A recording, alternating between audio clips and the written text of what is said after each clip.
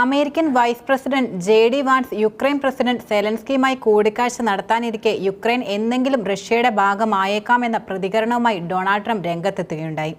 യുദ്ധം അവസാനിപ്പിക്കാനുള്ള ശ്രമങ്ങളെക്കുറിച്ച് ഫോക്സ് ന്യൂസിനോട് പ്രതികരിക്കവെയാണ് അദ്ദേഹം തന്റെ പരാമർശം നടത്തിയത്. ചിലപ്പോൾ അവർ ഒരു കരാർ ഉണ്ടാക്കിയേക്കാം, അല്ലെങ്കിൽ കരാർ ഉണ്ടാക്കില്ല. ചിലപ്പോൾ അവർ ഒരു ദിവസം റഷ്യയുടെ ഭാഗമായേക്കാം എന്നായിരുന്നു ട്രംപ് പറഞ്ഞ വാക്കുകൾ.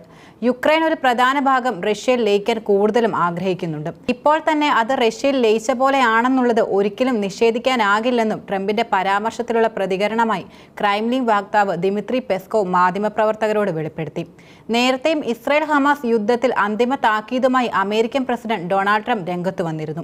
ഗാസയിൽ നിന്ന് എല്ലാ ബന്ദികളെയും മോചിപ്പിക്കണമെന്നും ഇതിനായി ശനിയാഴ്ച വരെ സമയം നൽകുന്നുവെന്നും അദ്ദേഹം തുറന്നു പറഞ്ഞു. ഇതനുസരിച്ചില്ലെങ്കിൽ വീണ്ടും ആക്രമണം ആരംഭിക്കും. ഇസ്രായേൽ ഹമാസ് വെടിനിർത്തൽ റദ്ദാക്കാൻ ആഹ്വാനം ചെയ്യുമെന്നും ട്രംപ് വ്യക്തമാക്കിയിട്ടുണ്ട്.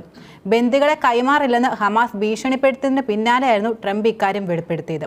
ശേഷിക്കുന്ന എല്ലാ ബന്ദികളെയും മോചിപ്പിക്കുക, നമുക്ക് അവരെയെല്ലാം തിരികെ വേണം. ഞാൻ എന്റെ കാര്യമാണ് പറയുന്നത്. ഇസ്രായേലിന് വേണ്ടത് എല്ലാം ചെയ്യാം, പക്ഷേ എന്റെ കാര്യത്തിൽ ശനിയാഴ്ച രാത്രി 12 മണിക്ക് അവർ ഇവിടെ ഇല്ലെങ്കിൽ വീണ്ടും നരകം സൃഷ്ടിക്കുമെന്നായിരുന്നു ട്രംപ് ഭീഷണി മുടക്കിയത്. ഇനി എന്ത് സംഭവിക്കുമെന്ന് നമുക്ക് കാണാമെന്നും ട്രംപ് കൂട്ടിച്ചേർത്തു. എന്നാൽ ഗാസയെ അമേരിക്ക ഏറ്റെടുക്കുമെന്നും പുനർവികസനം സാധ്യമാകാനുള്ള ചുമതല മധ്യപൂർവ്വ ദേശത്തെ മറ്റ് രാജ്യങ്ങൾക്ക് നൽകുമെന്നും ആവർത്തിച്ച ഡൊണാൾഡ് ട്രംപിനെതിരെ ഹമാസും രംഗത്തെത്തിയിരുന്നു. ഗാസ വാങ്ങാനും വിൽക്കാനും കഴിയുന്ന റിയൽ എസ്റ്റേറ്റ് വസ്തുവല്ലെന്ന് പാലസ്തീന്റെ അവിഭാജ്യ ഘടകമാണെന്നും ഹമാസിന്റെ മുതിർന്ന നേതാവും വെളിപ്പെടുത്തി. ഗാസക്കാർ എങ്ങോട്ടെങ്കിലും പോകുകയാണെങ്കിൽ അത് ഇസ്രായേൽ കയ്യേറിയ ഇടങ്ങളിലേക്കായിരിക്കുമെന്നും ടെലഗ്രാമിൽ പങ്കുവച്ച പ്രസ്താവനയിൽ അദ്ദേഹം തുറന്നു പറഞ്ഞു.